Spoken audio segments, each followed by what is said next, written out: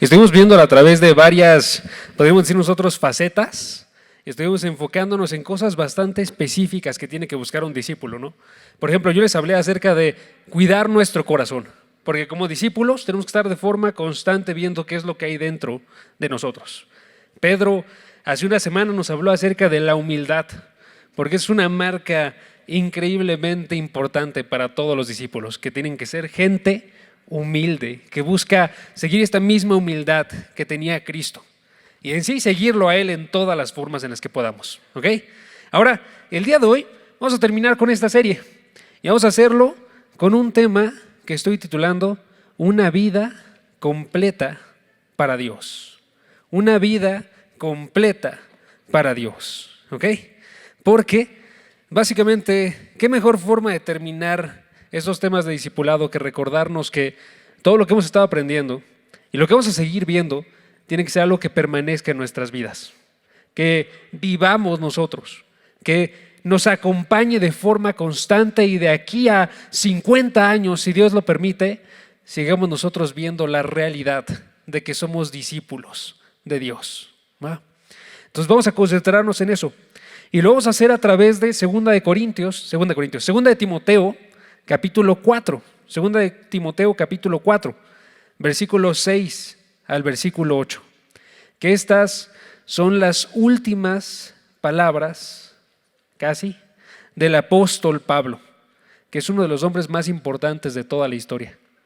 Y ojo, estas dos cosas nos tienen que motivar a leerlas, porque son las últimas palabras.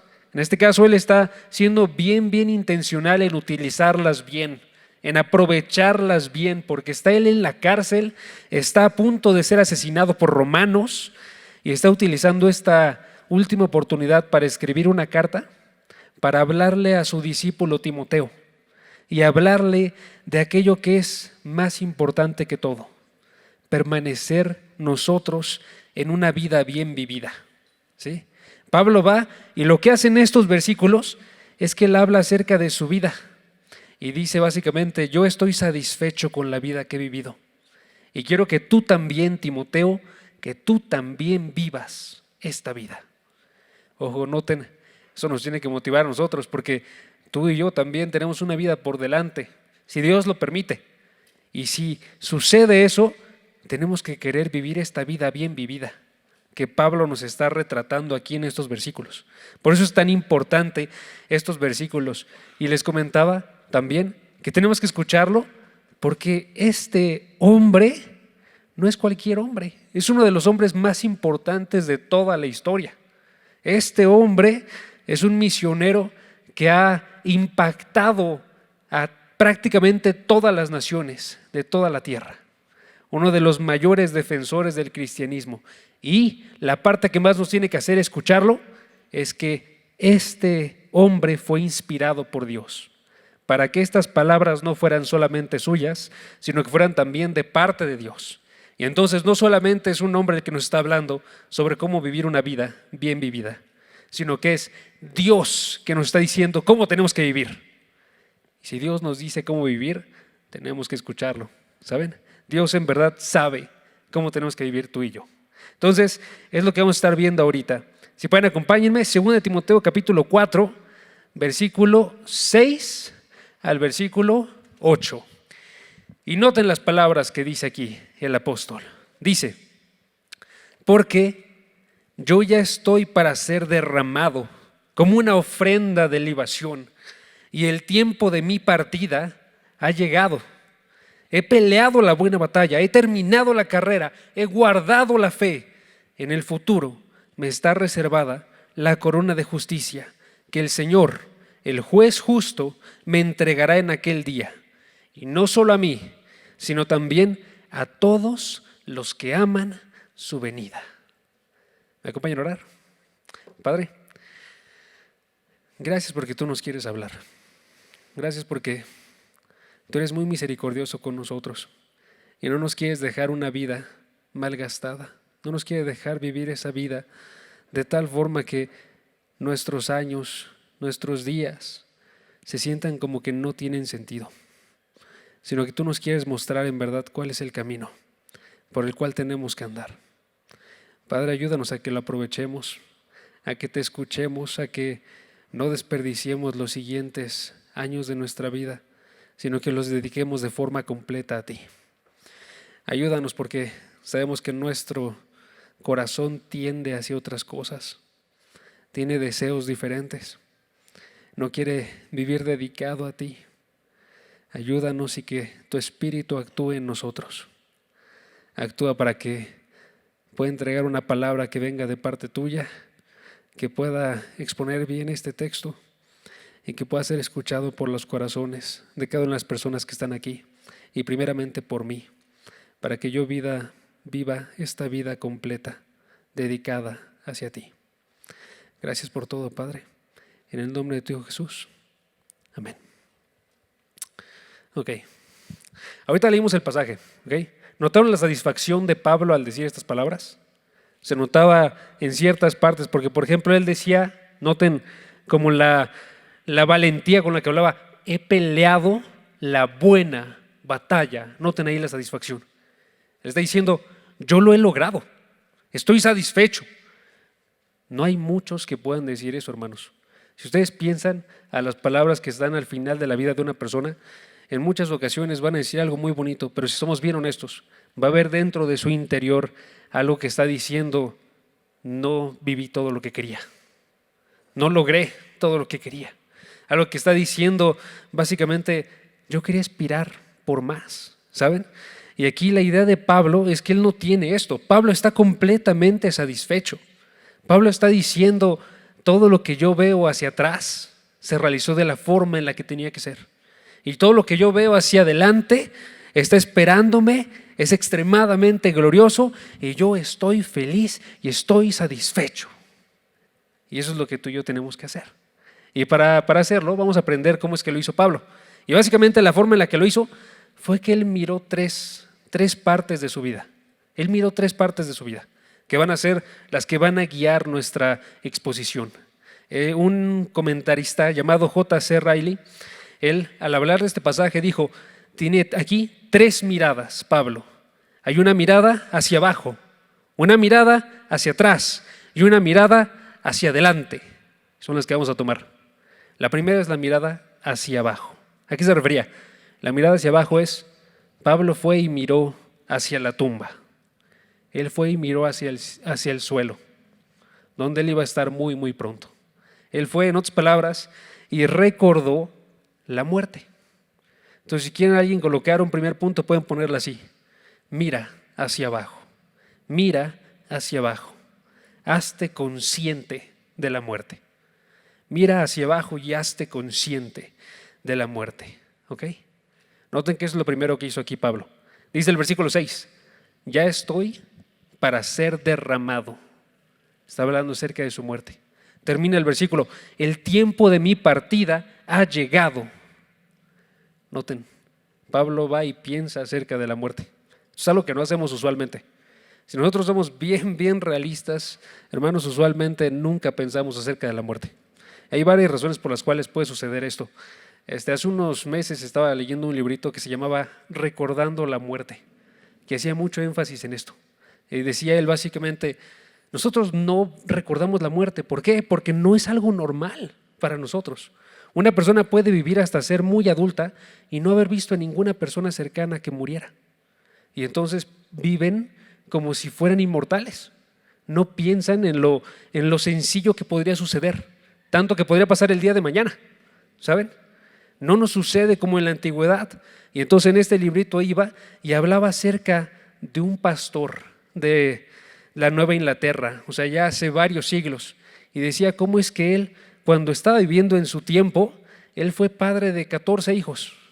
Eso sí, bastante asombroso, ¿no? Padre de 14 hijos, y 7 de ellos murieron cuando eran bebés. 7 de ellos. O sea, él fue y tuvo que enterrar a 7 de sus hijos cuando eran bebés. Luego, otro cuando tenía 2 años. Luego, otros 2 más en los 20.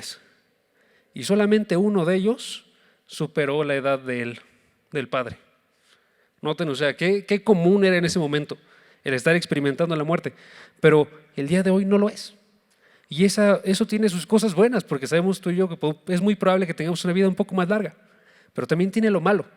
Lo malo es que nosotros nos engañamos y dejamos de pensar acerca de la muerte. No pensamos en que nos podría suceder a nosotros. Y puede suceder en absolutamente cualquier momento. Y la Biblia nos dice, tenemos que darnos cuenta de eso. Tenemos que ser bien realistas. Por eso hay versículos que dicen, por ejemplo, enséñanos a contar de tal modo nuestros días, que traigamos al corazón sabiduría. Enséñanos a darnos cuenta que tú y yo tenemos días limitados, porque necesitamos de la sabiduría que trae el estar recordando la muerte. Porque cuando tú vas y piensas que la muerte podría suceder en cualquier momento, te puede llegar a ti la pregunta, por ejemplo, ¿estarías satisfecho tú con tu vida si murieras el día de hoy? ¿Estarías satisfecho?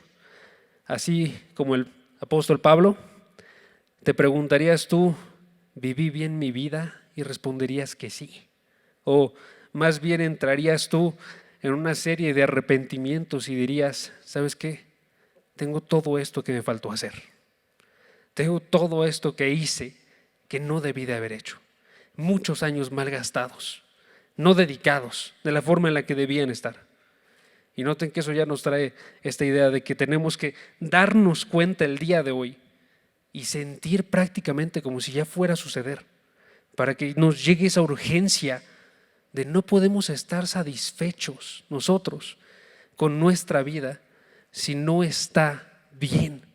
No podemos nosotros decir nada más, yo, la vida que viví no importa cómo fue, sino que tenemos que decir, quiero vivir una vida que valga la pena.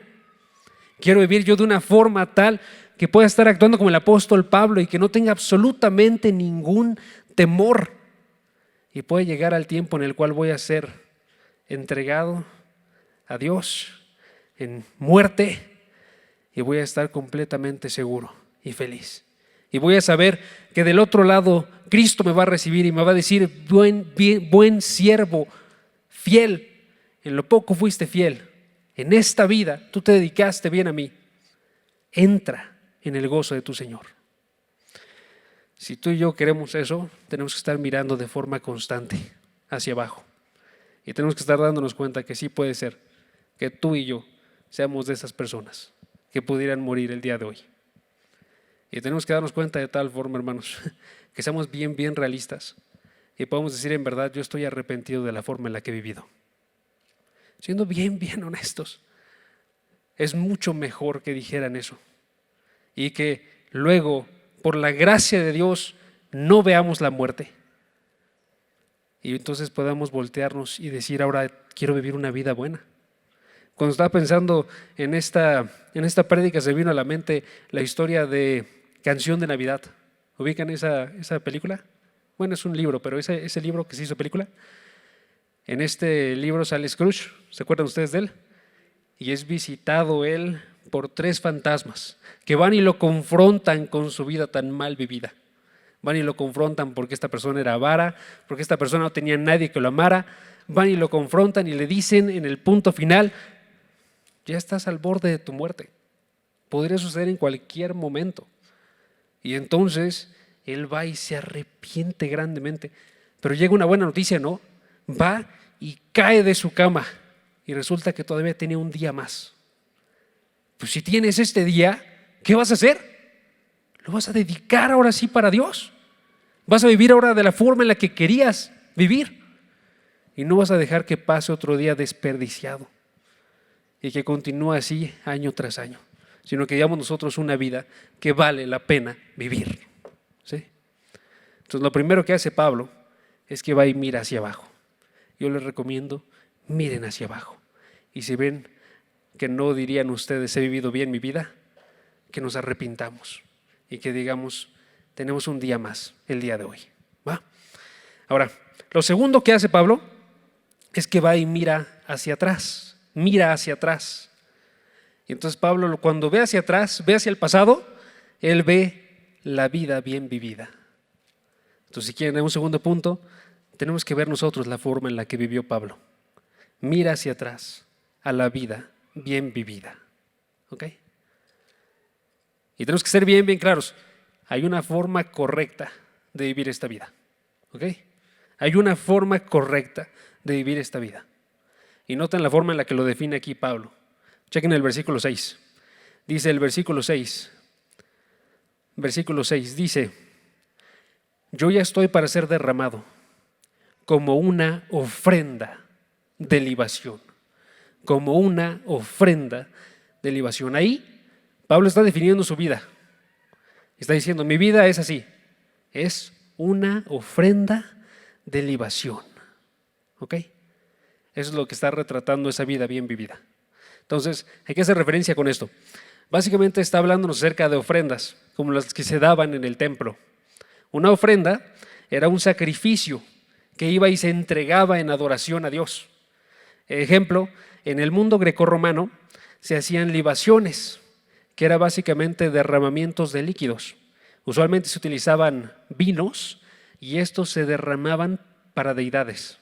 Y también los israelitas se les había comandado en Números 15 que ellos fueran y acompañando el sacrificio del cordero, ellos derramaran vino en el altar. ¿Sí?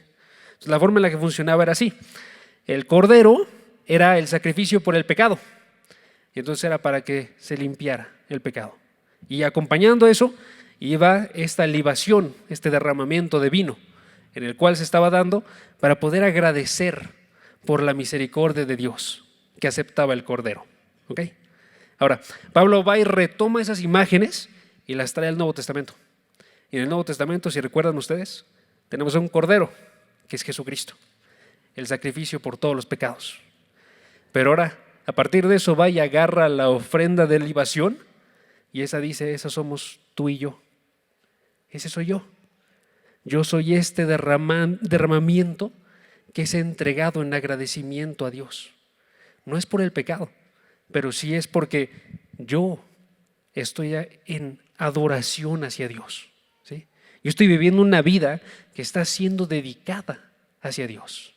Entonces esta idea de una ofrenda de libación nos está diciendo que cuando Pablo pensaba en su vida, él pensaba que toda esta vida estaba siendo dedicada a Dios, estaba siendo ofrendada a Dios.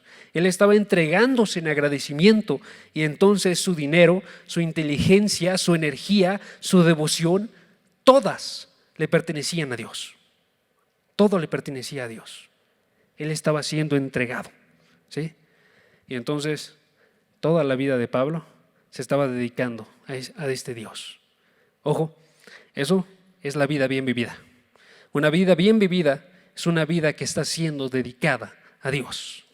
No es una vida que está dedicada a nosotros. No es una vida buscando nuestros placeres. No es una vida buscando nuestros objetivos. No es una vida buscando nuestros deseos. Es una vida que está siendo dedicada a Dios. Jesucristo, el mejor ejemplo de esto, cuando Él estuvo en la tierra, Él dijo, yo te glorifiqué en la tierra, habiendo terminado la obra que me diste que hiciera. Y así también tú y yo, se supone que nos dediquemos para poder estar siendo entregados a la obra que Dios nos ha dado a realizar, que es la obra de vivir para adorarle. Es la obra de vivir para Él. ¿Sí? Que seamos nosotros, así como dice Pablo, una ofrenda de libación a Él. Chequen Romanos capítulo 12. Romanos capítulo 12, versículo 1. Es otro pasaje donde nos muestra esta verdad. Pablo va y habla en el medio de su epístola, después de estar hablando acerca de la salvación tan grandiosa que hemos recibido. Y va y dice, ¿saben qué? Si ustedes han recibido la salvación, ahora vivan en adoración a Dios. Versículo 1. Romanos 12, versículo 1 dice, por tanto, hermanos, les ruego por las misericordias de Dios que presenten sus cuerpos como un sacrificio vivo y santo, aceptable a Dios, que es el culto racional de ustedes. Hermanos, si han sido salvados, les ruego, entréguense en sacrificio a Dios, vivan para Él, vivan de una forma que es aceptable a Él, la vida bien vivida. Pregunta, ¿podrías decir tú, el día de hoy, honestamente, que has vivido esta vida? que realmente te has entregado a Dios de forma constante, todos los días de tu vida, que le has entregado de tal forma que tus deseos han desaparecido y se han sido colocados los deseos de Él, de tal forma que tu tiempo le ha pertenecido a Él. Si somos bien realistas, hermanos, es muy probable que no muchos podamos responder que sí aquí. Es muy probable, si soy bien honesto, que yo soy el primero confrontado con esto. Que yo debería de estar diciendo, estoy dedicándome de forma completa y sé que no lo estoy haciendo. Sé que no lo estoy haciendo. Ahorita no estoy satisfecho. Necesito voltearme a Dios. ¿Sí? Tendríamos que hacer esto nosotros. Y les digo, la buena noticia es que, gracias a Dios, es muy probable que tengamos nosotros todavía el día de mañana. Entonces, si quieren ustedes aprovechar el día de mañana, tenemos que procurar entregárselo a Él. Hay una frase que me marcó mucho a mí, hace unos años. Estaba predicando John Piper y citó una frase que estaba en su cocina y que había visto por muchos años. Pues una frase que se me quedó. Solo hay una vida. Solo lo que se hace por Cristo perdura. Él la dijo en inglés y rimaba, entonces se me quedó. Aquí, sin embargo, voy a tener que forzarse otra vez, porque quiero que la recuerden. Solo hay una vida. Solo lo que se hace por Cristo perdura. O sea, lo que vale en tu vida y lo que vale en mi vida es lo que se hizo por Cristo. Todo lo demás no importa. Fue un desperdicio. Solo lo que se hace por Cristo perdura. ¿Sí? Si tú estás viviendo una vida buena, si tú estás yendo bien en la escuela, está perfecto, pero hazlo por Cristo. Si tú estás teniendo una relación con tus padres que va bien, está perfecto, pero hazlo por Cristo. Si tú estás pasando un tiempo en la Escritura, está perfecto, pero hazlo por Cristo, porque si no, no tiene ningún sentido que tú lo hagas. Necesitamos que todo lo que hacemos se haga por Cristo. ¿Ok? Ese es el punto. Una ofrenda entregada a Dios. ¿Sí? Entonces, eso es lo que nos dice Pablo, que es la vida bien vivida. Y ahora profundiza él, va y profundiza y sigue mirando hacia atrás. Pero ahora va y recuerda su vida con 3 frases. Versículo 7, 2 de Timoteo capítulo 4, versículo 7. Estas frases que todas están haciendo referencia a una misma idea, pero al estarlas juntando nos dan como diferentes facetas de lo que implica que tú vivas para Cristo. ¿Ok? Chequen. Dice él, versículo 7. He peleado la buena batalla. He terminado la carrera. 2. He guardado la fe. 3. Ahí tenemos las 3 frases. ¿Ok? Todas estas frases se explican con la última, cuando dice, he guardado la fe. ¿Okay? Entonces vamos a empezar por esa, a observar a qué hace referencia. Y básicamente lo que está haciendo Pablo con decir, guardé la fe, es que nos está hablando acerca de que tú y yo, para que esta vida se dedique a Cristo, necesitamos de fidelidad. Necesitamos de fidelidad. ¿Ok? Pablo dice, básicamente, mi vida se entregó como una ofrenda porque yo tuve fidelidad. Tuve fidelidad a Dios. ¿Ok? Bien importante. La fe, esta palabra que está aquí, significa literalmente eso. Significa confianza y fidelidad. 2 palabras bien importantes y bien sencillas. Noten, ¿qué significa? Voy a agarrarlas para que noten la idea. Es confianza, fidelidad. ¿Ok? Confianza. ¿Qué hace referencia a la confianza? Significa que tú y yo tenemos que confiar en Dios. Esta vida es para confiar en Dios. Esta vida es para que tú y yo nos acerquemos a conocer a Cristo y al conocerlo, confiemos en Él. Que tú y yo nos acerquemos a escuchar su palabra y al escucharla, confiemos en ella. Que se vengan las pruebas y dentro de las pruebas, confiemos en Dios. ¿Sí? Esta vida es para confiar en Dios. Es lo que hace referencia a esto. Entonces tú y yo tenemos que conocer a Dios y confiar en Él.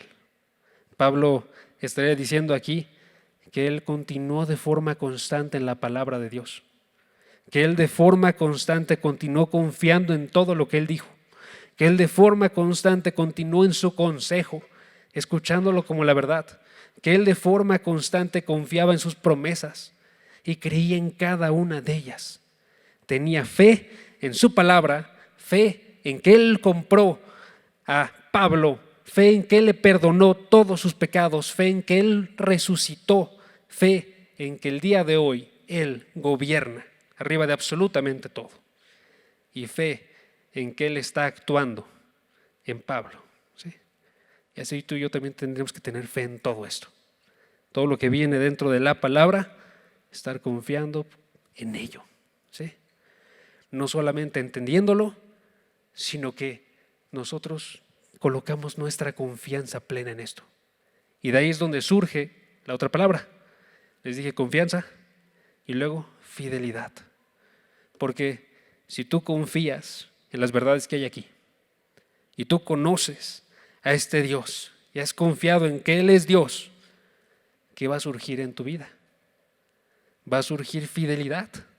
Va a surgir que tú vivas de una forma tal que tú vivas diciendo Él en verdad es Dios. Si hay un problema, si hay una prueba, por ejemplo, y tú confías en que Él es Dios y está en control de absolutamente todo, la fidelidad es: voy a vivir entonces sin preocupaciones. Voy a vivir entonces orando a Dios y dependiendo de Él. Voy a vivir entonces yo entregando cada día de tal forma que si el día de mañana me voy, sé que todo está bien, porque Él es Dios y Él está en control, ¿sí? Entonces hay confianza, lo conocemos, creemos en Él y luego esa confianza se vive en fidelidad, ¿sí? Pablo estaba diciendo esto y él era un retrato completo de esta vida. Él había dicho en Hechos que él no estimaba su vida como valiosa para sí mismo, sino que a fin de terminar su carrera y su ministerio, estaba yendo y entregándose a sí mismo sin ningún problema, a través de sufrimientos, a través de dificultades, porque él confiaba en Dios y él tenía esa fidelidad hacia Él. Y entonces cada sueño y cada plan y cada estrategia y cada movimiento y cada mensaje tenía esta pasión única, estar haciendo que Cristo fuera magnificado en Pablo, que Cristo estuviera ahí, ¿sí? Entonces, hermanos, eso es lo que nos habla la fidelidad.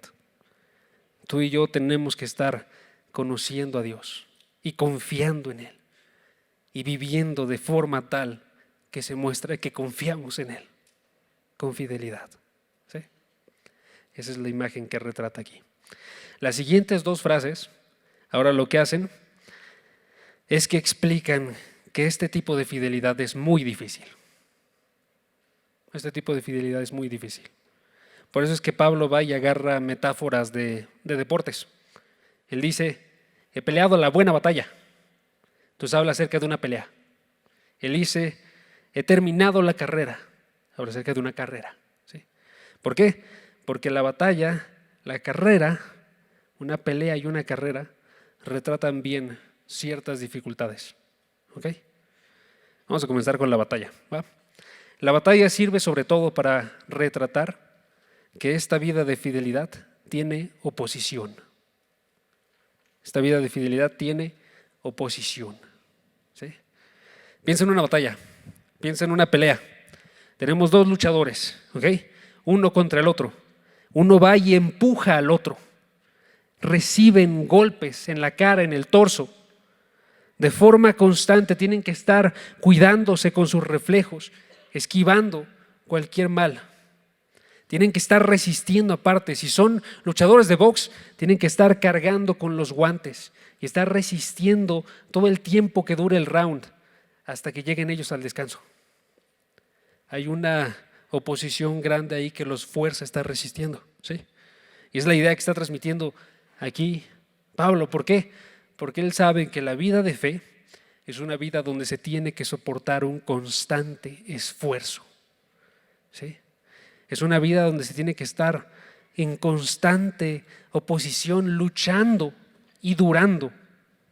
Jesucristo nos había dicho eso desde sus evangelios. Cuando Él hablaba acerca de la vida cristiana, Él decía: esfuércense por entrar por la puerta estrecha. Noten, esfuércense por entrar. Es algo que requiere de esfuerzo. Tienen que estar actuando con esfuerzo. ¿Por qué? Porque hay enemigos, como en una pelea. En una pelea hay enemigos. Nosotros, cristianos, tenemos un enemigo interno. Tenemos un enemigo que es nuestra propia carne, que se opone contra el Espíritu de Dios. Tenemos un enemigo que desde nuestro interior quiere abandonar esa fidelidad a Dios. Y por eso muchas personas llegan a pensar en algún momento: simplemente quiero tirar la toalla, quiero irme de la congregación, quiero dejar la profesión de fe que hice, simplemente quiero abandonar decir que creo en Dios. ¿Por qué? Porque tenemos un enemigo interno que quiere que nos rindamos de nuestra fidelidad y que en vez de eso vayamos por nuestros deseos. ¿Sí? Aquí tenemos un enemigo. Tenemos ese enemigo que nos dice: es más digno que ames al dinero, es más digno que ames a la pareja, es más digno que busques el respeto de las personas. No vale lo suficiente Dios. Ese es el enemigo interno. ¿Sí? Noten qué fuerte puede ser. ¿Sí? Y tenemos también un enemigo externo. Esos enemigos externos se oponen también. Por ejemplo, tenemos a Satanás. Satanás, que tiene el objetivo también de derrumbar nuestra fe. ¿Sabían eso? Cuando Satanás, por ejemplo, aparece en la historia de Job, ¿cuál era su objetivo en la historia de Job? ¿Cuál era su objetivo? Con quitarle todas las cosas que tenía, con quitarle su salud, con quitarle su familia, con quitarle sus pertenencias. ¿Cuál es su objetivo? Él lo dice. Su objetivo, de acuerdo a Job 1:11, era que maldijera a Dios, que abandonara su fidelidad a Dios. ¿Sí? Porque Satanás y todos sus demonios no están contentos si alguien le es fiel a Dios. Ellos quieren que se abandone esa fidelidad a Dios. ¿Ok? Entonces tenemos ahí dos opositores. Y Satanás va y él hace que esta oposición se vuelva física a través de gente. Y entonces envía a gente para que cause males a cristianos. Y hay persecuciones. Y Pablo estaba bien familiarizado con ellas. Hace unas semanas les había leído 2 Corintios 11. Quiero que noten otra vez la oposición. 2 Corintios 11, en el versículo 23 al 27. ¿Okay? En estos versículos observamos que la oposición contra Pablo fue mucha. ¿Okay? Fue bastante. Dice Pablo que esta oposición se presentó en forma de cárceles, en forma de azotes, en forma de peligros de muerte, en forma de azotes otra vez, en forma de golpes con vara, en forma de ser apedreado, de naufragar, de estar en peligros de ríos, de salteadores, de compatriotas, o sea, de otros judíos, de gentiles, o sea, de gente que no era judía, de la ciudad, del desierto, del mar, el clima yendo en contra de Pablo, de falsos hermanos, gente que estaba dentro de la iglesia también, siendo oposición, de trabajos y de fatigas, de desvelo, de hambre, de sed, de comida o falta de comida, de frío y de desnudez. Entonces tenía una serie de pruebas de forma constante con él, que todas tenían este mismo objetivo: deja tu fidelidad a Dios. Entonces, hermanos, lo que nos enseña eso a nosotros es que si tú y yo vivimos como cristianos, vamos a tener oposición. Si tú y yo queremos guardar la fe y permanecer confiando en Dios y fieles a Dios, esa confianza va a ser probada a través de muchas formas. Y en esas formas vas a tener que pensar si tienes éxito o no, si la superas o no. Voy a ser bien honesto. Hace unos meses estaba pensando al respecto de esto y me di cuenta que si somos muy, muy honestos, la mayor parte de la oposición no tenemos éxito en contra de ella. Tenemos éxito en la parte que no es oposición. Tenemos éxito en estar andando por la vida diaria cuando no pasa absolutamente nada. Salud. Pero tan pronto llega algo, caemos. Y aun siendo lo más mínimo, se te fue el autobús y caes y dices una grosería. Una persona llega a hacer una leve traición y odias y envidias y empiezas a estar chismeando de la persona. Caemos nosotros con lo más pequeño. ¿Por qué nosotros no llegamos a este tipo de pruebas? Porque ni siquiera podemos con las que tenemos en nuestra vida. Si somos bien honestos, tenemos que aprender nosotros a luchar en contra de esa oposición. Aprender a levantar los guantes, a continuar recibiendo los golpes y continuar luchando de vuelta. Otra parte de la cultura que se me viene a la mente cuando está viendo esto.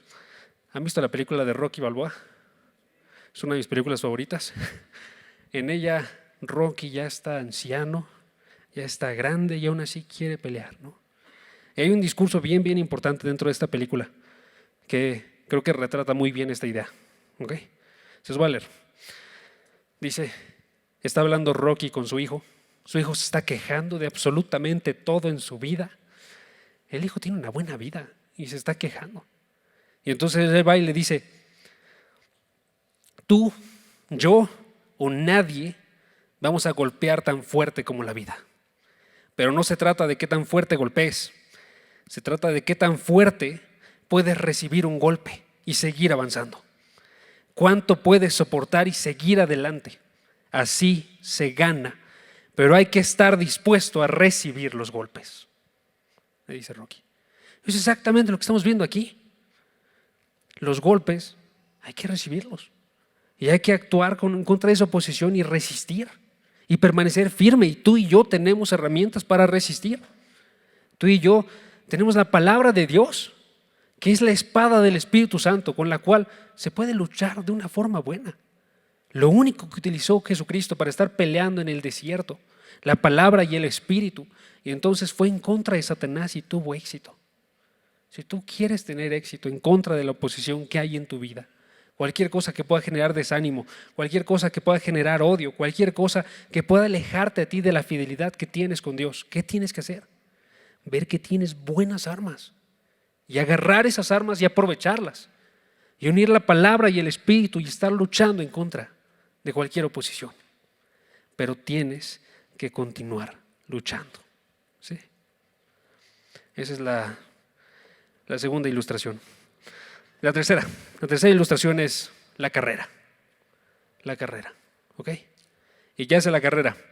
La carrera va y nos agrega el hecho de que no solamente se requiere esfuerzo en contra de la oposición, sino que se requiere esfuerzo para llegar a cumplir la larga distancia. En otras palabras, termina la carrera, es lo que dice el versículo, nos habla de que hay una longitud. Hay una longitud. Esta vida de fe tiene una duración, ¿sí? Es larga, ¿sí? Esta vida de fe implica que tú no solamente comiences siendo cristiano, sino que permanezcas hasta el final, ¿sí? Es lo que tú y yo tenemos que buscar. Tienes que comenzar con esta confianza y fidelidad a Dios y terminar con ella 50 años después.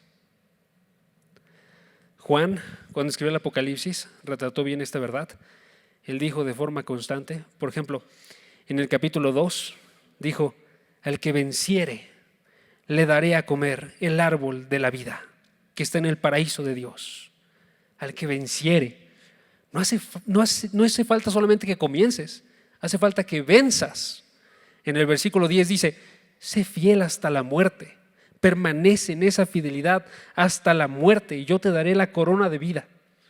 En el versículo 11 dice, el que venciere no sufrirá daño de la muerte segunda. Está diciendo de forma constante, no solo se trata acerca de comenzar, sino que también tienes que terminar. ¿Sí? Si tú te llamas cristiano, no solamente es acerca de comenzar, sino es acerca de terminar. ¿Sí?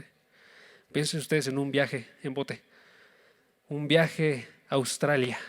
Se le llama viaje a Australia solamente si llega a Australia. Si se queda a la mitad, ya dejó de ser viaje a Australia. Así tú y yo, cristianos, si nos quedamos a la mitad, ¿qué crees? No somos cristianos. Acabamos de dar a notar que nunca fuimos cristianos. ¿Sí? Así como ese viaje nunca fue un viaje a Australia. ¿Sí? Tú y yo tenemos que perdurar. O todos los cristianos tienen que ser motivados a llegar hasta el final. ¿Sí? Ahora, me gustaría terminar con una noticia bien triste y luego con una motivación. ¿Ok? Una noticia bien triste. La triste noticia de que hay gente que abandona. ¿Por qué la hay? Pablo está bien familiarizado con eso. Si ustedes van y checan 2 de Timoteo capítulo 4, tenemos nosotros ahí varios versículos que nos hablan de gente que abandonó. Gente que estaba con Pablo, o sea, gente que ministraba con él y que predicaba la palabra. Chequen el versículo 10, por ejemplo. Versículo 10 dice: pues Demas me ha abandonado. Demas me ha abandonado, habiendo amado este mundo presente. Por los placeres del mundo se rompió su confianza en Dios, se rompió su fidelidad y entonces se fue. ¿Sí? Y se ha ido a Tesalónica. Crescente se fue a Galacia y Tito a Dalmacia. Ahí Demas es el que apostató. Chequen el versículo 14. Versículo 14. Alejandro, el calderero, me hizo mucho daño. El Señor le retribuirá conforme a sus hechos. Tenemos otro. También cuídate de él, dice el versículo 15, pues se opone vigorosamente a nuestra enseñanza. Y sin embargo, versículo 16, en la primera defensa estuvo a su lado. ¿Sí? Y después dice, todos me abandonaron. O sea, no fue solamente Alejandro, fueron muchos más. ¿Sí? Entonces, es una noticia bastante triste y cierta que hay muchos que van a abandonar. Ayer nosotros estábamos regresando de un viaje junto con los líderes de jóvenes de Izcali, con Jackie Rox, y comenzamos a platicar. Y parte de la plática fue las personas que conocíamos de antes, que andaban en la congregación. ¿Sí? Comenzó porque Luces de Izcali, entonces ella estaba hablando acerca de ellos. Y se dieron cuenta poco a poco, gente que abandona, gente que abandonó a través de los años. Y yo me puse a pensar en mis años dentro de la congregación y cómo es que yo incluso he visto un evento cataclísmico en el cual mucha gente se fue en un mismo instante. Gente se retira. ¿Sí?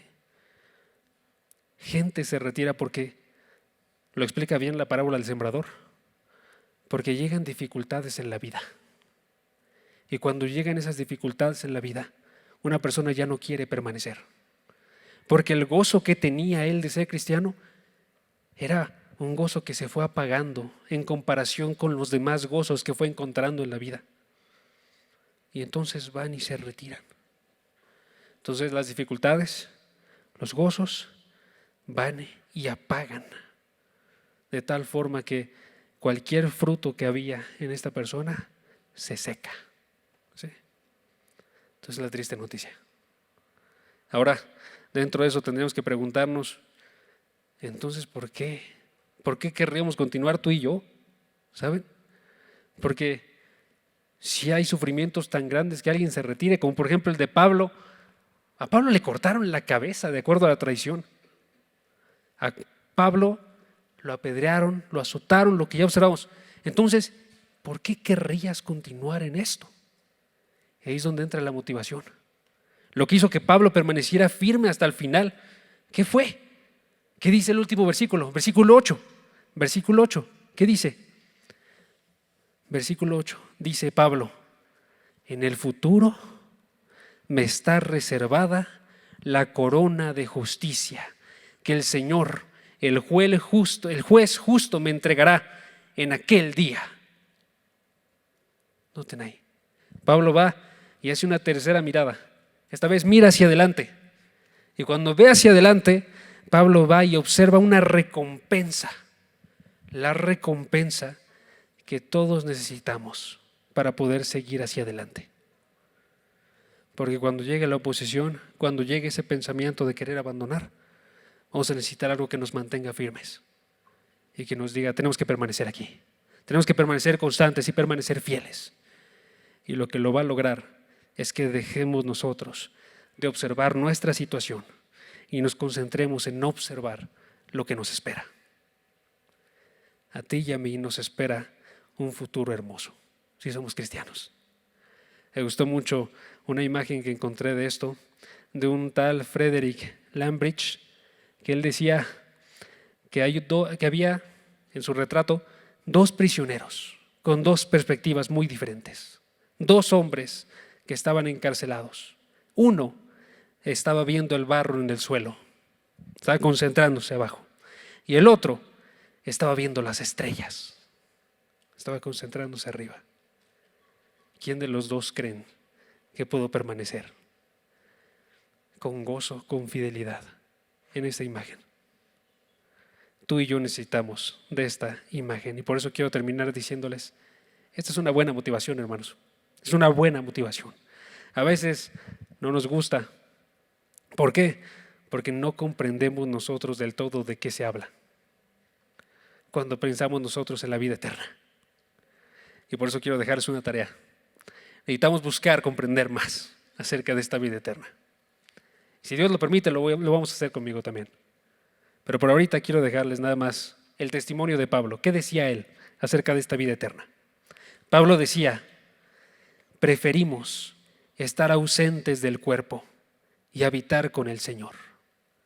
No importa todo lo que haga en esta tierra, no importa todo lo que haya en esta tierra, ninguna cosa se compara o se prefiere a estar con el Señor.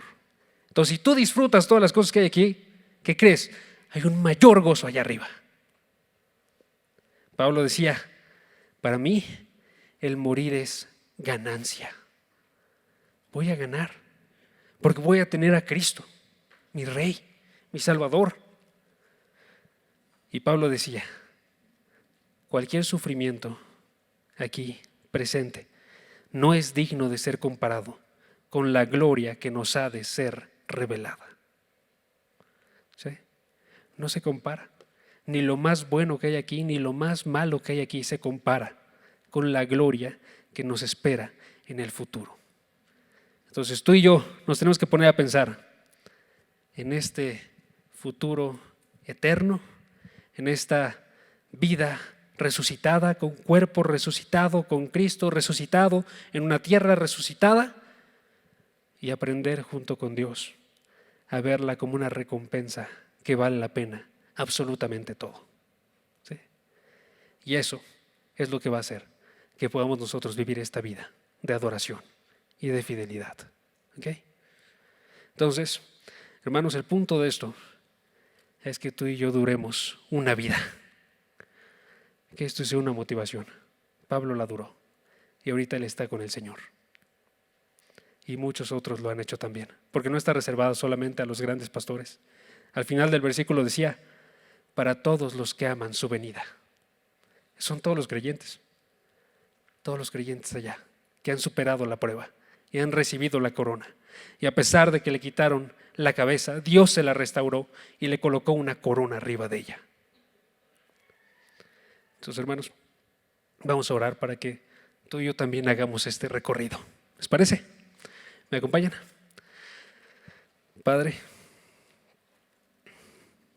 gracias porque tú eres tan bueno con nosotros, que aun si nos separamos, tú no nos dejas ir. Y tú nos llamas de vuelta para que andemos en tu camino. Tú nos vigilas y nos cuidas. Y tu gracia está sobre nosotros, de tal forma que podemos seguir buscando nosotros, vivir una vida que en verdad valga la pena. Padre, ayúdanos porque nosotros en verdad no tenemos ninguna fuerza, no tenemos forma de resistir, si no es porque tú actúas en nosotros. Te quiero pedir perdón por todas las veces que me he separado, que tan voluntariamente me he entregado a mi carne y a mis propios deseos, y he vivido una vida que ha sido todo menos adoración a ti. Te pido que tú seas aquel pastor que me lleva de vuelta, que me protege aún en el medio de enemigos, y que yo pueda confiar y recaer en ti, que pueda estar de forma constante dependiendo de ti, en oración, en tu palabra, pidiendo que tu Espíritu esté obrando para que yo no me separe. Ayúdame, muéveme, lléname de ese gozo que trae tu salvación, de tal forma que nunca considere separarme. Ayúdame de tal forma que pueda luchar en contra de todas las cosas que aún permanecen, que no te adoran en mi vida, y que todo lo que hago en pensamiento, palabra o acción, que todo sea dedicado como una adoración a ti, y que sea ofrecido como una ofrenda. Y si el día de mañana parto, que al menos pueda decir que regresé al camino y que este día lo aproveché. Y si me quedan muchos años más, Padre, que no me rinda, que no dure esto solamente una semana, sino que continúe constante, que permanezca fuerte por el poder que tú das. Y no me rinda nunca, Padre. Ayúdame, bendíceme, y que mi vida sirva de adoración a ti. Gracias por todo, Padre, porque eres tan bueno y tus misericordias son nuevas cada mañana. Te pido que tú obres y obres en cada uno de los chicos que están acá. En el nombre del Señor Jesús. Amén.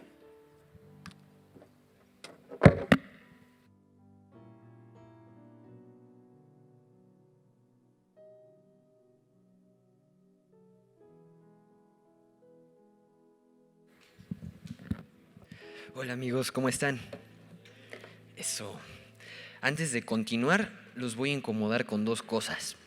La primera, si no han saludado a alguien que esté a su derecha, a su izquierda, atrás o adelante, ¿por qué no lo saludas?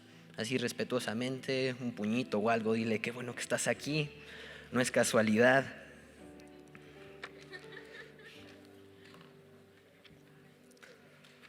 Ahora, lo segundo con lo que los voy a incomodar es con algunas preguntas que nos estaba haciendo Jaso ahorita en la predicación, nada más para que las tengamos en mente, ¿sale? Una es, ¿estarías satisfecho con tu vida si murieras hoy? ¿A dónde vas a ir si hoy mueres? ¿Quieres vivir una vida que valga la pena? ¿Y qué pasaría si hoy fuera tu último día de vida? Entonces, teniendo estas preguntas en mente, quisiera que me acompañes a Lucas, capítulo 15, y vamos a leer del versículo 1 al 7. Si no traes Biblia, tal vez lo pasen en pantallas, y si no, júntate con alguien que traiga Biblia, y ahí lo leemos entre todos, ¿sale? Yo les voy a leer la Nueva Traducción Viviente en esta ocasión, pero no cambia el sentido ni el propósito de lo que vamos a aprender, ¿sale? Me avisan cuando ya hayan llegado. ¿Listos? Bien, entonces. Dice: los cobradores de impuestos y otros pecadores de mala fama a menudo venían a escuchar las enseñanzas de Jesús. Por eso los fariseos y los maestros de la ley religiosa se quejaban de que Jesús se juntaba con semejantes pecadores y hasta comía con ellos. Entonces Jesús les contó la siguiente historia o la siguiente parábola que dice, Jesús está hablando aquí: si un hombre tiene 100 ovejas y una de ellas se pierde, ¿qué hará? ¿No dejará las otras 99 en el desierto y saldrá a buscar la perdida hasta que la encuentre? Y cuando la encuentre, la cargará con alegría en sus hombros y la llevará a su casa. Cuando llegue, llamará a sus amigos y vecinos y les dirá: alégrense conmigo porque encontré mi oveja perdida. De la misma manera, hay más alegría en el cielo por un pecador perdido que se arrepiente y regresa a Dios que por 99 justos que no se extraviaron, o en otras versiones dice que no necesitan arrepentimiento. Ahora, lo primero que se nos menciona aquí es que Jesús lo vemos que se juntaba con gente que en aquel tiempo era como los marginados, la gente rechazada, la gente que todos los demás odiaban. En este caso nos menciona cobradores de impuestos, que eran una de las personas más odiadas en aquellos tiempos. En otras partes de la Biblia nos hace mención a que Jesús le enseñaba y les hablaba a prostitutas y a otras personas que la gente no bajaba de pecadores. Y entonces, en esto que acabamos de leer, se nos menciona que pues ciertas personas, fariseos, religiosos, personas que estaban en cierta eminencia, autoridad o que eran famosas, pues criticaban a Jesús por esto, por juntarse con gente que ellos decían pues, que era indigna, que eran pecadores, etc. Entonces Jesús cuenta esta parábola, esta historia de cómo un pastor, de cómo una persona, si tiene 100 ovejas, pero se pierde una, deja esas 99 y va por esa que se perdió, la lleva en sus hombros y está bien contento, va a decirles a todo mundo: hey, encontré esta oveja que se había perdido. Y dice que todos se empiezan a gozar, que todos se empiezan a alegrar, que todos están bien contentos. Entonces, dicho lo anterior, no sé cómo hayas llegado hoy, no sé por qué estés pasando, no sé qué vacíos tengas en tu vida. Espero que nos haya confrontado estas preguntas y todo lo que acabamos de ver con Jaso. Y tal vez crees en Jesús, tal vez no crees en Jesús, tal vez como que vienes a la iglesia, pero yo no sé si te obligaron a venir hoy o si viniste por gusto o pues porque no te quedó de otra, no sé. Pero estás aquí hoy, ¿no? Y no es casualidad. Y estamos vivos hoy y tampoco es casualidad. Yo creo que el que estemos vivos hoy es una oportunidad que Jesús nos da. Y Jesús es este pastor de la historia que va por esa oveja perdida o esa persona que se extravía, que se pierde. Y yo alguna vez fui esa oveja perdida. Y yo creo que no me van a dejar mentir que muchos de ustedes también podrían decir que en algún momento de sus vidas fueron esa oveja perdida. Y tal vez alguna vez confesaste a Jesús, dijiste que creías en Jesús como el Salvador, como el Hijo de Dios. Tal vez alguna vez lo hiciste, tal vez no lo has hecho aún, pero tal vez nos alejamos o tal vez nunca en nuestra vida nos hemos acercado a Jesús o nunca nos ha importado. El punto es que lejos de Jesús uno empieza a sentirse vacío, uno empieza a sentirse sin propósito, sin rumbo, como si nada tuviera sentido y nada ni nadie te va a llenar. Tengas todo aparentemente en la cuestión material, en tus relaciones, que tengas dinero, fama, lo que sea, en el fondo hay un vacío que nadie va a llenar más que Jesús. Y tal vez no sabemos que fuimos esa oveja perdida, pero tal vez también nos apartamos poquito o tal vez mucho. Y Él te busca, Jesús te busca. Te digo, y nos lo decía Jaso, o sea, el hecho de que estemos vivos hoy es una oportunidad. Porque tú no sabes si saliendo, Dios no lo quiera, pero nos toque morir hoy, o mañana, o en una semana, en un año, en un mes, en 10 años. Tú no lo sabes, yo no lo sé. Y el hecho de que estemos vivos hoy es para aprovechar eso, para decirle a Jesús: pues gracias porque estoy vivo hoy, porque me buscaste yo siendo esta persona rechazada, esta persona odiada, esta persona que nadie más quería, que nadie más pelaba. Pero Jesús no se rindió contigo. Y la evidencia de que no se ha rendido contigo es porque estás aquí hoy y estás vivo. Entonces, ¿qué te parece si oramos? Ayúdame cerrando tus ojos y vamos a orar, ¿sale? Vamos a pedirle perdón a Jesús, vamos a darle gracias porque estamos vivos hoy, ¿sale? Acompáñame. Jesús, te damos gracias por el privilegio inmerecido que es estar vivos. Y que es estar vivos hoy, que en este día de vida estemos aquí. No es casualidad lo que acabamos de aprender con Jaso. No es casualidad nada se te escapa. Te damos gracias por tanto amor, Jesús. Te damos gracias por aguantarnos, por tenernos paciencia. Y hoy venimos ante ti y te pedimos perdón. Tal vez te conocimos en algún momento y nos alejamos, o tal vez nunca te hemos conocido realmente. Cualquiera de estas dos formas te pedimos perdón. Sabemos que hemos hecho cosas que no te agradan, que están mal, que nos han lastimado, que te han lastimado a ti, que han lastimado a personas que nos rodean. Hoy te pedimos perdón, Jesús, sabiendo que tú eres el único que nos puede perdonar. Eres el único que no se rindió con nosotros, que fue por nosotros, que vino aquí al mundo por nosotros, que murió, que resucitó, que venció a la muerte, que venció al pecado. Jesús, creemos y seguimos creyendo que tú eres el Hijo de Dios. Creemos que tú eres Señor, que tú eres nuestro Salvador. Te pedimos que eso nunca se nos olvide y que nos enseñes a vivir una vida en agradecimiento cada día, que podamos agradecer que estamos vivos, y no solo eso, sino que te tenemos a ti y que tú viniste a nuestras vidas, nos restauraste, nos limpiaste, nos sanaste, nos salvaste.